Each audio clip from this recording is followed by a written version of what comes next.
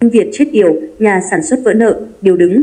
Cách đây 17 năm, Dòng máu anh hùng được đầu tư lớn với mức chi phí 1,5 triệu USD nhưng thua lỗ nặng nề trên sân nhà. Tác phẩm thành công về mặt nghệ thuật nhưng khiến nhiều người điêu đứng.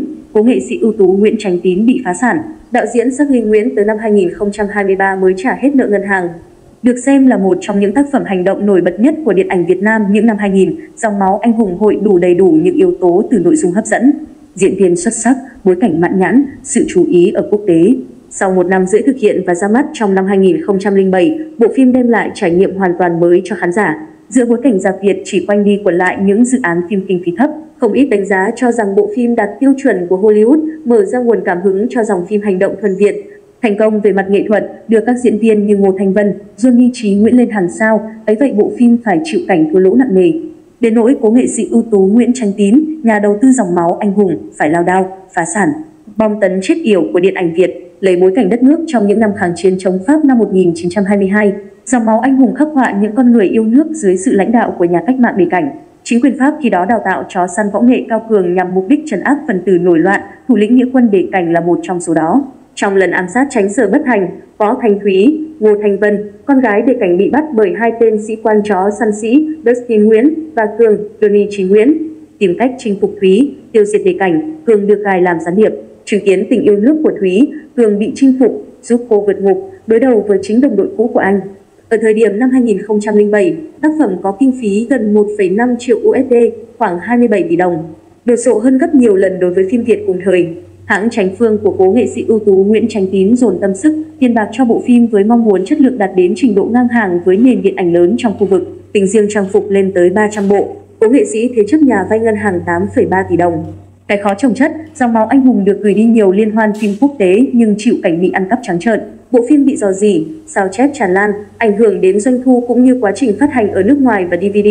Tác phẩm hành động lỗ nặng, thêm vào việc không cầm cự được ở một số danh mục đầu tư kinh doanh khác, Chánh Tín chấp nhận mất nhà cho ngân hàng, chịu cảnh ở thuê. Không riêng gì nhà sản xuất Chánh Tín, đạo diễn Sắc Ly Nguyễn cũng vất vả bù lỗ, từ bỏ ý định thực hiện các phần tiếp theo. Anh chia sẻ đến năm 2023 mới trả hết được khoản thua lỗ. Thấy gì từ doanh thu 10 tỷ đồng cách đây 17 năm.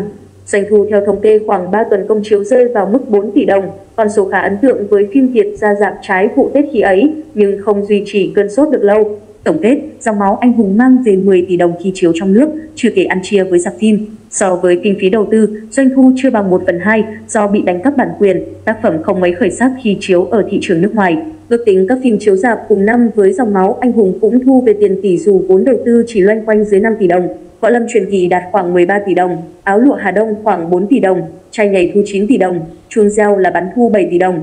Trong bối cảnh phim Việt chiếu rạp ngày nay, nhưng nhiều phim có chất lượng cao vẫn nhận trái đáng khi cạnh tranh với thị trường trong nước.